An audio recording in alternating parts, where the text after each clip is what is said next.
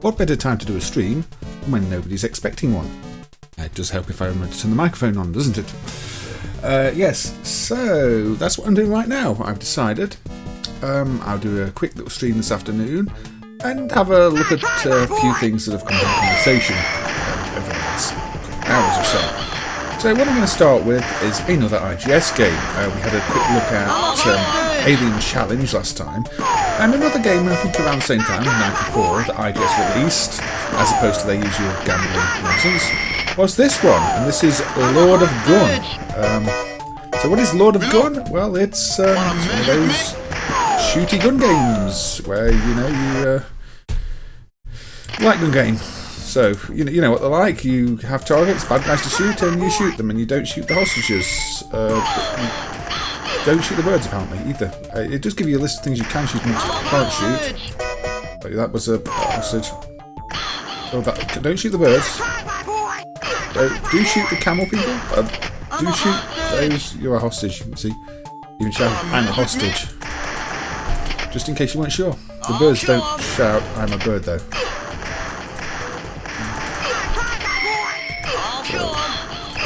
Oh, don't shoot the actual camel, just the people on the camel.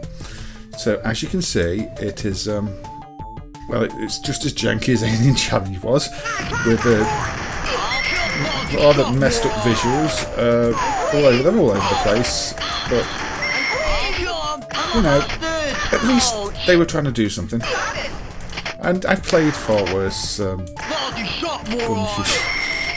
gun shooters. The voices are ridiculous. Now the only dump set of this is a USA set, and obviously the voices here are all very American. And IGS being a Taiwanese company, I do wonder if there was an undumped, Chinese original, Taiwanese original set of this out there. Because it seemed a bit weird that they'd make a game and not release it in their own country. And I'd imagine if it was released in China or Taiwan, it would not have these voices. But yeah, the art style is all over the place. There is no consistency as to why any of these people would be in the desert wearing what they're wearing, or we've got regular birds and we've got look like pterodactyls.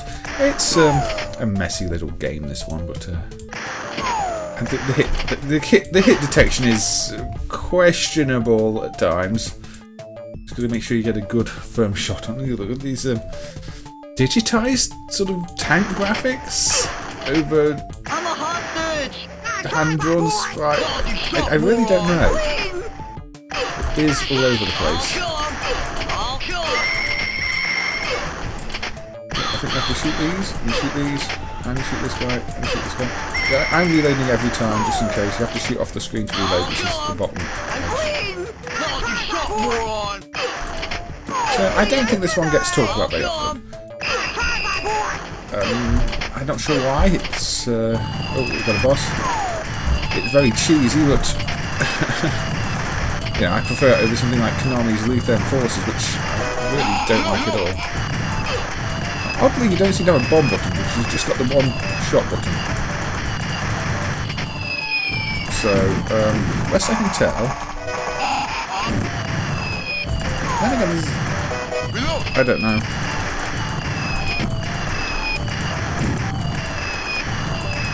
So, reload. I don't think you've got a bomb of any kind.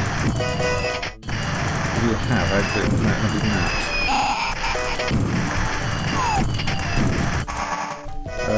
Yeah, I don't really know what I'm guessing I'm meant to be shooting this guy. Is he behind the rockets? This is kind of overwhelming at this point. But there we go. It's a very silly little celebration here. Accuracy. What? Try some donuts? No idea what that was.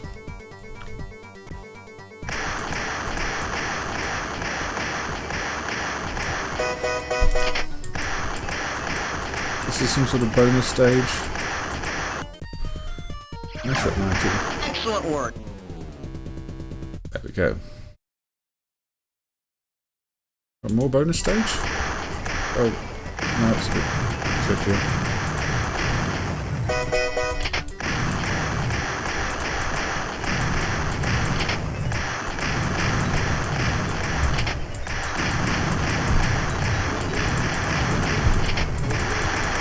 fail this one. I think I failed. Missed one. No. Maybe next time. Maybe next time. More bonus? Okay. So why is it suddenly gone to... Well, just bonus one. Shoot the right button this time.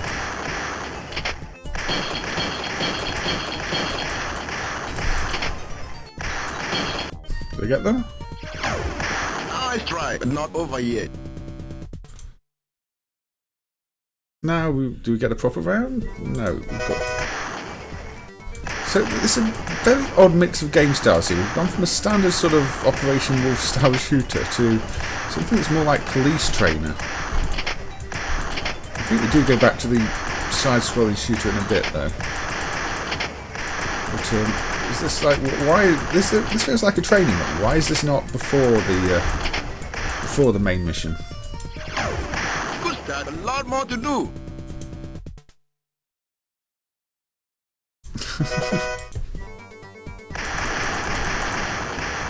This sort of just feels like an entirely different game mode. But, I don't know. I mean, IGS weren't really making games at this point. This is a good 3 years before PGM came along, and even then, the first PGM games were, well, there was Dragon Ball 2 and the original Oriented Legend. So it took a long time before they got to any real standard with them.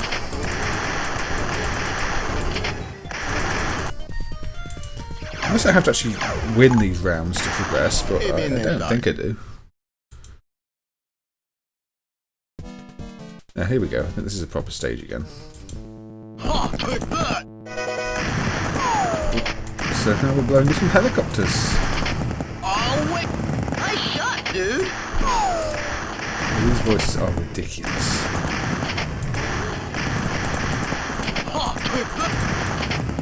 So, Lord of Gun? What does that... Yeah, there's nobody in the chat right now, or at least everybody's been nice and quiet. Anybody's on YouTube later and wants to share their own opinions of Lord of Gun, I'd be interested in getting these helicopters as well. They put faces on. When they don't, they can't do that. Dude.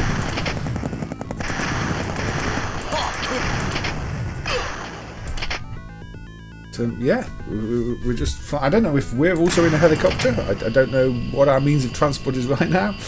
But apparently we're coming up to the side of a big jumbo jet. We're doing a sort of drive-by on a jumbo jet in the sky. It's not obvious if we're in a helicopter ourselves. Or what? And blowing out the windows on a jumbo jet that's in the air seems unwise. I mean, why are these people not being sucked out the jet right now? I'm not entirely sure. But they're not. They're quite happy to just stand at this. Yeah, you shouldn't be on the plane then. Clearly this was a terrorist plane, full of terrorists. You got on the wrong plane.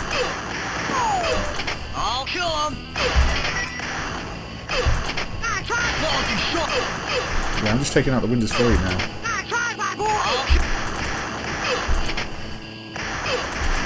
You have little bullet holes on the plane too. Yeah, I don't care if you're hostage. How's he shot, eh?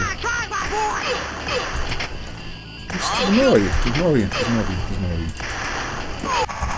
Oh. No. Let's have another one. Lousy shot, moron! Lousy shot, moron. Well, there we go. Now do we have... Yeah, we have...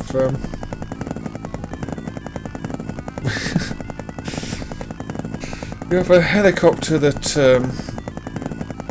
is not aesthetically designed. We've got the boss guy here.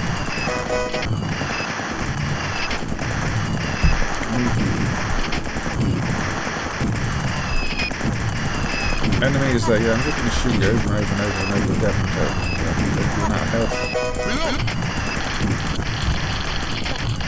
That's on fire, and I'm dead again. There we go. More jumping people congratulating me.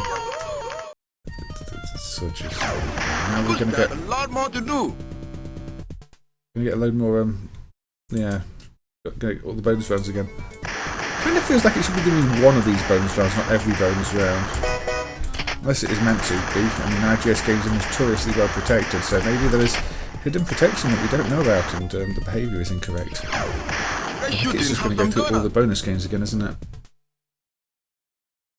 Is it? No, no. Yes, it is. Yes, it is. So anyway, yeah. This is the same bonus game. Excellent work. 100%. Okay, if you insist. Now we get this bonus game. Again, it's this is where the pacing kind of falls apart, isn't it? What if we just outright fail? Let's outright fail. Let's not shoot anything. Mainly because I want to look at another game a bit. With a little fact that, a little random fact that came up last night, in fact. So, yeah, let's wait to see if we get out of this one. Nice to get a game over. Nope. How long do we get a game over? There we go. Game over. There we go. Oh, do I get to shoot 5 letters? How unusual. No, I don't wish to press another button. So there we go. That was Lord of Gun from IGS. I felt it was worth having a look at because we did have a look at Alien Challenge last time. And that was IGS in 1994. So now let's look at a Spanish game, and this is called Spider. This is the non-nudity version. It's credited to Bruno Vision. Bruno Vision? It may also have been done by GamArt or GameArt or whatever you want to call them, a Spanish company, because the PCBs seem to be made by GamArt and the ROMs have GamArt stickers on them. We've seen other GamArt games like, I think it's Table Tennis Champions.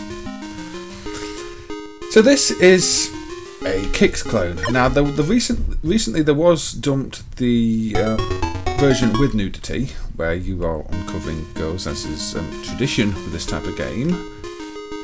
But this is the other set that's been done for the longer time, and yeah, you're uncovering cars, because that's what everybody really wants to do, isn't it? Uncover cars. Now, it does look ugly and horrible when they're these blue colours, but it's like most of this type of game, you advance in stages, and the first stage doesn't give you the proper image and the later stage does. And in this case, when it's not giving you the full image, you just get these weird, inverted, single colour images. Now, one of the key differences with Spider versus other Kicks clones is that you have a limited amount of web, which is your line length. That you can upgrade it by getting power-ups, and that is represented by the bar at the top there. It doesn't go down as you're using your line, but the bar just under the status there gives you an idea of how long you can draw your lines without having to, without running out of, like, web. So, look, in this case, I can make it all the way across. If I tried that near the start of the game, I would not have been able to make it. I've got Speedy Spider. So yeah. Now, one thing to pay attention to here is the music. Now, this game has no sound effects. It just has the music. The newer set that was done does have a sound test option in the menu, and position, I think, for a second AY on the board, but it's not populated, and the game does not even attempt to play any sound effects even then. So clearly, this game is not designed with sound effects in mind, and the other version is presumably an older version of the code, where they just hadn't removed the sound effect thing from the test mode yet, despite cutting it from the game. So you've just got music, which is an unusual choice, and the music is significant for reasons we will come to a bit later. Now, this game was released in 1994. It's a Spanish game, as I said. A bit Halloween-y here with the pumpkins, isn't it? So this is where we're getting the full colour car image, anyway. There we go. So we've got a larder. Overall, though, it's not really a bad playing Little Kicks clone. You see the web is turning pink there. That is because I think I was near the end of the web, and if I kept going it would have just ran out. So you do have to be careful of that. Like all these Kicks clones, if they catch your web while you're drawing it, your line, that's bad, which is kind of the opposite of spiders. I mean, if things get stuck in their web, that is a good thing for spiders, is it not? But we will not nitpick the details of the game design here. Oh dear. We might nitpick spawn kills, but that's alright. There we go. So we get our full colour car image. There we go, in all its glory. Now, if you're playing the other set of the game, yeah, you would get a lady there. So now we have to surround the numbers in order. This is the bonus round. So it's a case of getting around the numbers as quickly as you can. Oh, apparently we have a subscription. Hey, Smithy's Calf, welcome. Thank you for subscribing. That is Nicky and Bunty, isn't it? So welcome. Thank you. It's good to see you. I've not dropped into your streams for a while, but thank you for subscribing on the Twitch. So subscribe with Prime. Thank you very much. I mean, I don't always stream that often. Yep, it's good to see you too. I was a bit unsure where it was going to pop up then, because I'm working on I'm using a different PC at a friend's house at the moment, and I just realised my OBS where that usually pops up is hidden, but I do have the chat window over there, so good job it still pops in there. But it's good to see you too, and I hope you're doing well. So let's now this level's got different music, and so we're not really interested in music at this point. But the reason I that caught my eye is because on Zypho's stream last night, let's hope this disc image works, he was playing a CPC game called Rock and Roller, which is a bit of a Rally X clone. Let's fire this up. Nice little title screen there, or loading screen even. And this is a disc conversion, so it might be cracked, I'm not sure. But it's in Spanish. I think the keys by default are quite usable. But, let's turn the volume up a bit on this one, in fact. Now take note, this is the same tune. Now this is 1988 by Toposoft. But it's the same tune. It's an AY rendition of this music, whatever this music is. So, if you know what this... I don't know if this was an original tune that was made for this game that's then sort of been stolen and put in that Spider game, or if it came from somewhere else in the first place. But both pieces of hardware use an AY sound chip. And this game obviously is from 88 and Spider was from 94. But they are both Spanish games.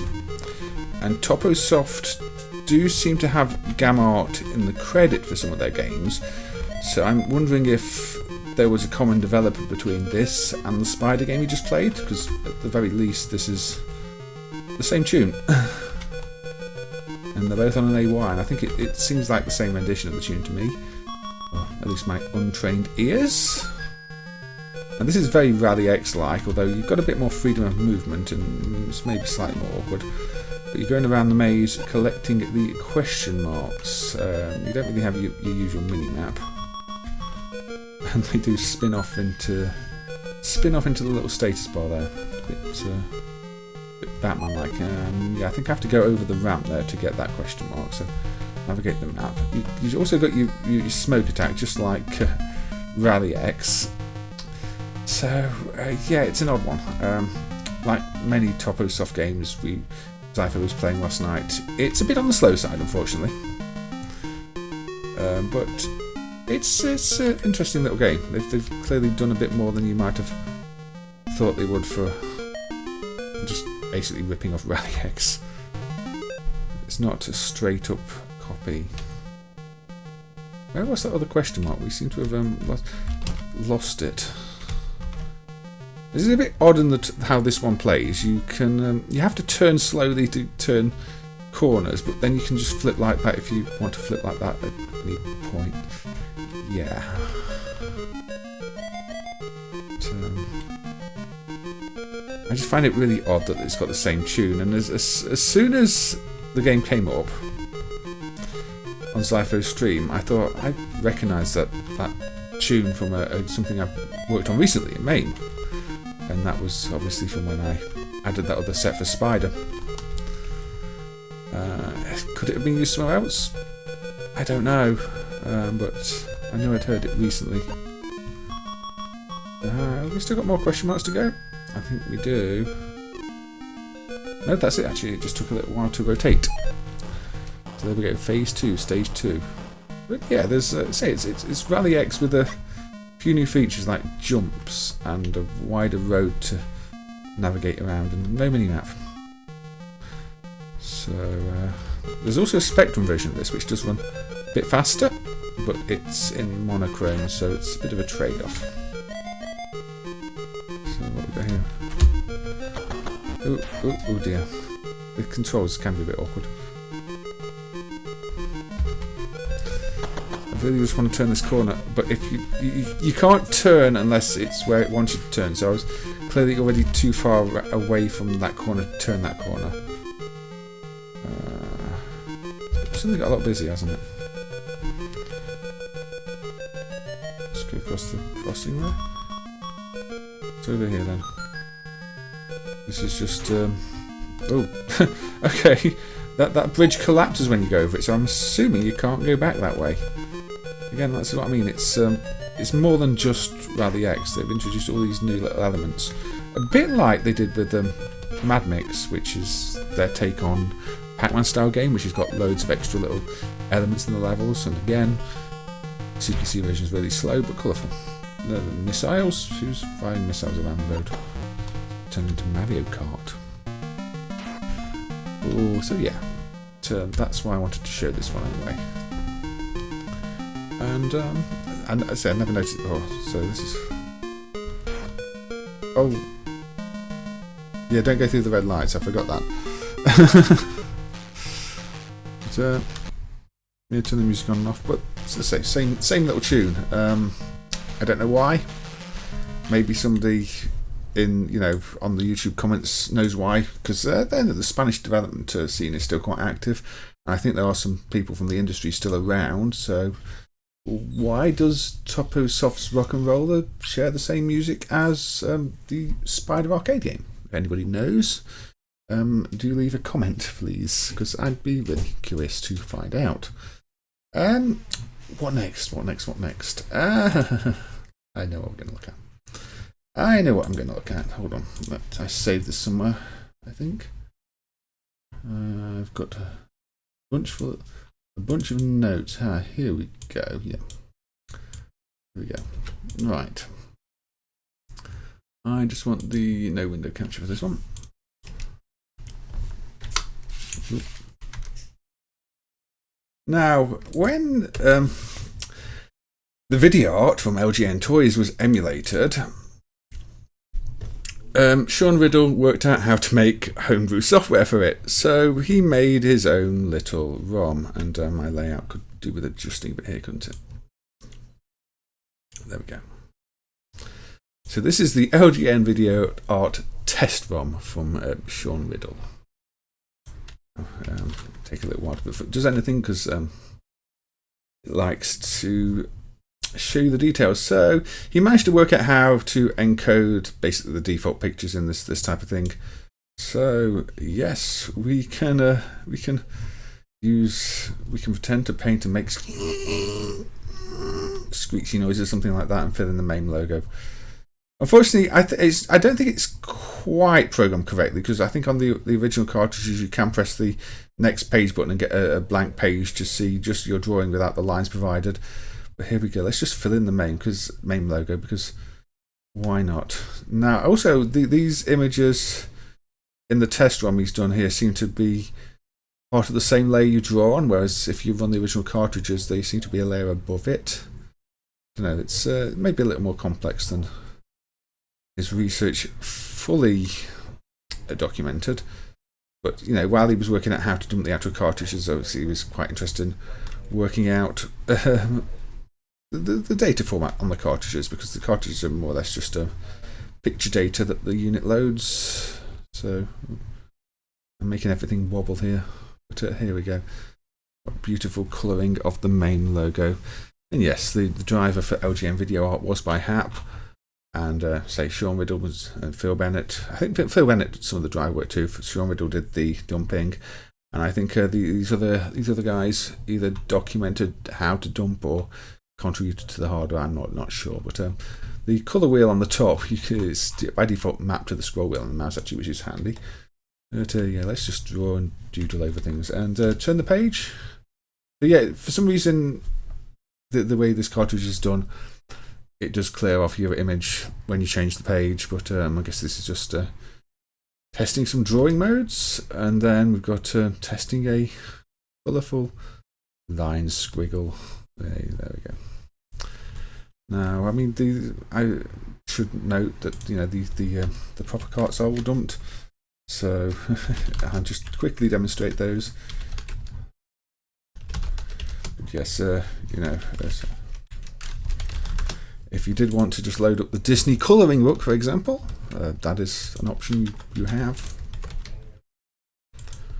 I mean, these aren't super fascinating, but you know, this thing's infamous. Angry video game nerds has got videos tearing the things to shreds, as have many others. So here we go. Let's give Mickey some green. It's just so ridiculous. You've got no fill command. You just draw lines. You try and scribble in everything. And yeah. Okay, there we go. And we can press next page. And you see, on the original cartridges, it does leave the art that was there before when you move to the next page. And some of them intentionally have different elements on different pages, so you can add different things to your own drawing. But then you lose the lines unless you've gone over the line. Look, the whole product is a mess. I'm glad it's emulated, but it's got the reputation it's got for good reason. It was never going to be a successful product with the design it had. And while we're on the subject of low tier jank, I was watching Kim Justice's stream the other week when she decided to look at as many versions of Pit Fighter as possible, and we realised that the Tiger Electronics Pit Fighter had not been dumped or emulated at the time. So I mailed Sean Riddle again about it, and he said, "Oh yes, I do have one of those." It's twin stick, isn't it? And so Sean said, "Yes, I will. I'll dump it, and I'll get Ali Stam to have a look at the art and try and get the art scanned as well." So that all happened rather quickly, and about 2 weeks later, we now have, well, the Tiger Electronics version of Pit Fighter playable. And well, I mean, playable might be being kind. It does seem to move faster than the SNES port. I mean, you know, let's be fair to it. The SNES port of Pit Fighter is probably worse than this, but that's not exactly a challenging thing. Challenging because the SNES port of Pit Fighter is just, it feels like something that was coded in a weekend when they lost the project. Not so. Yeah, the way the twin stick inputs work here is weird, because you can see the arrows on the thing. The two middle arrows, the two middle buttons, directions, whatever you want to call them, do this roll, so you can roll from side to side, which is really weird. Yeah. You're over there, so I don't know why I'm attacking over here. Let's just go back. Oh, look at me rolling under the knife there. Grudge match. I mean, they have tried to make it look a bit like Pit Fighter. I mean, there's only so much you can do with a tiger. So when you're over here, yeah, I think the attack buttons are only any use when you're actually on that side as well. I don't know. I mean, it's a tiger game. What were you expecting? But yes, it would have been nice if this had been emulated at the time, and Kim could have had a look at this one too. But I believe you can find the catch up from that stream on YouTube. So if you want to check her stream out, where she play all these versions of Pit Fighter, except this one, it's definitely worth doing. So no, I've definitely played worse tiger games. I mean, this one pretty much makes sense. It's very basic, but you know, you're jumping around, hopping from left to right, right to left, and kicking everything you can. So, shall we give it one more try? I mean, I think you've seen everything there is to see with it. It's just say maybe there's a second game mode. It does have a select button, but I don't know. Shall we take off the border display for a bit? Let's just make it a bit bigger. Video options, screen naught. Oh no, background only. There we go. There we go. Let's just make it a little bit bigger and just take away the case display. So just in case you couldn't get a good view of this special game. So yeah. What are we doing here? I don't know. But you are. So I don't know if you get to choose between Tai or Kato actually, because it does put the square around the character. So maybe you can choose, because I feel I don't know. I don't have the instruction manual for this. I just know I'm jumping from side to side, making people's heads wobble a little bit when I'm chopping them and kicking them and doing other things. And there we go. Let's jump at them.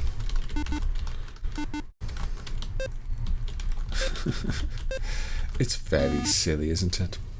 Very silly indeed. Anyway, Smithy's Calf, who is in the chat or said hello, I believe has also been working on a game of their own. I think mostly on Blue Sky now, aren't you, rather than anything else. I don't have any social links to that. Well, Blue Sky I think is now open to public. Isn't it? I don't know. I don't know where the best place to find you is these days, although obviously you do still have your Twitch. I have been noticing a few posts about games and such. Anyway, this is